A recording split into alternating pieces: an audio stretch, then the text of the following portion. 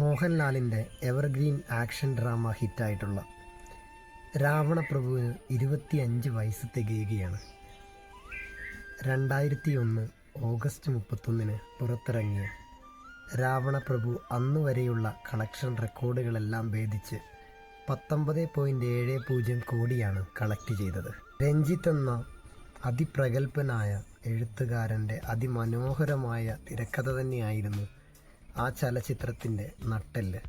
1993 രഞ്ജിത്ത് തൻ്റെ തിരക്കഥ ചെയ്ത് IV ശശി സംവിധാനം ചെയ്ത ദേവാസുരത്തിൻ്റെ തുടർച്ചയായാണല്ലോ ചിത്രം വന്നത്. മോഹൻലാൽ ഇരട്ടവേഷം ചെയ്ത ചിത്രങ്ങളിൽ രാവണപ്രഭുവോളം പ്രേക്ഷകർ ഏറ്റെടുത്ത ചിത്രമില്ല.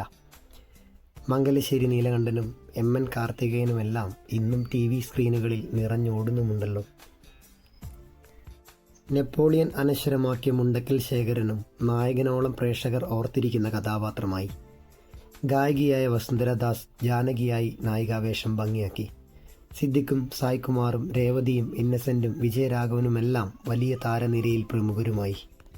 ദേവാസുരത്തിന് ശേഷം 30 വർഷത്തെ ഇടവേള കഴിഞ്ഞുള്ളതാണല്ലോ കഥ. മോഹൻലാലിൻ്റെ തീപ്പൊരി ഡയലോഗുകളും P. സുകുമാറിൻ്റെ സിനിമാറ്റോഗ്രാഫിയുമെല്ലാം ഇന്നും പ്രിയപ്പെട്ടതാകുന്നു. ഗിരീഷ് പുത്തഞ്ചേരിയുടെ മനോഹരമായ വരികൾക്ക് ഈണം നൽകിയത് സുരേഷ് പീറ്റേഴ്സാണ്. അറിയാതെ അറിയാതെ എന്ന പ്രണയഗാനവും ആകാശദീപങ്ങൾ സാക്ഷി എന്ന വിരഹഗാനവും പൊട്ടുകുത്തടി പുടവ് ചുറ്റടി കൂടാതെ തകില് പുകില് തുടങ്ങിയ ഫാസ്റ്റ് ഗാനങ്ങളും ഹിറ്റായി. ദേവാസുരത്തിൽ MG രാധാകൃഷ്ണൻ ചെയ്ത വന്ദേ മുകുന്ദഹര എന്ന ഗാനവും ഇതിൽ റീറെക്കോർഡിംഗ് ചെയ്ത് ഉൾപ്പെടുത്തി. എന്നാൽ ഇതിനുവേണ്ടി ചെയ്ത അധികം ആളുകൾ കേട്ടിട്ടില്ലാത്ത ആറ്റോരം അഴകോരം എന്ന സുജാത പാടിയ ഗാനം ഏറെ മനോഹരമാണ്. പാട്ടിൻ്റെ ലേബൽ ഈസ്റ്റ് കോസ്റ്റ് ഓഡിയോയുടെ പേരിലുമാണ്.